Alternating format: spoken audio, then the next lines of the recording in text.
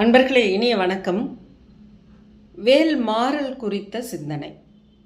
தோகை மேல் உலவும் கந்தன் சுடர் கரத்திருக்கும் வெற்றி வாகையே சுமக்கும் வேலை வணங்குவது எமக்கு வேலை என்று சைவ எல்லப்ப நாவலர் அவர்கள் வேல் வணங்குவதுதான் தமக்கு வேலை என்று குறிப்பிடுகின்றார்.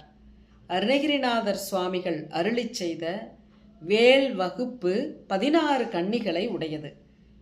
அந்த 16 கன்னிகளை சற்றே இடம் மாற்றி 64 கன்னிகளாக பாடினார் வள்ளிமலை ஸ்ரீ சச்சிதானந்த சுவாமிகள்.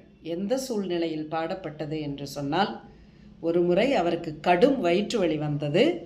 அப்பொழுது முருகப்பெருமானின் திருக்கோவிலிலே அமர்ந்து அருணகிரிநாதர் சுவாமிகள் அருளிச் செய்த வேல் வகுப்பை, அந்த 16 கன்னிகளை இடம் மாற்றி மாற்றி பாடினாராம். அது 64 கன்னிகளாக வந்தது.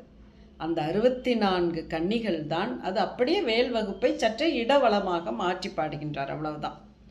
அதுதான் வேல் மாறலாக மாற்றி பாடியதால், வேல் வகுப்பை மாற்றி பாடியதால் அது வேல் மாறலாக மாறியது.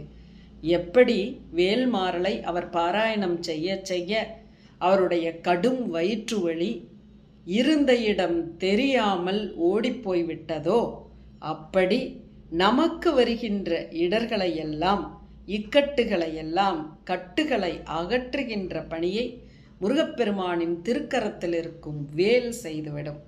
அதனால்தான் வேல்மாறல் இன்னைக்கு பலராலையும் பாராயணம் செய்யப்படுகிறது.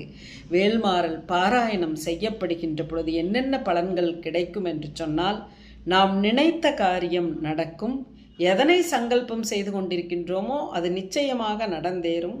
இல்லத்திலே ஆனந்தம் பொங்கி வழியும். நம்முடைய பகைவர்கள் நம்மை விட்டு அகன்று ஓடிப்போய் விடுவர்.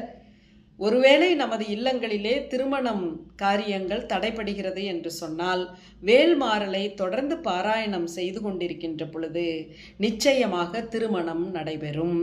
குழந்தை பேறு இல்லாதவர்களுக்கு நிச்சயமாக குழந்தை பேறு உண்டாகும்.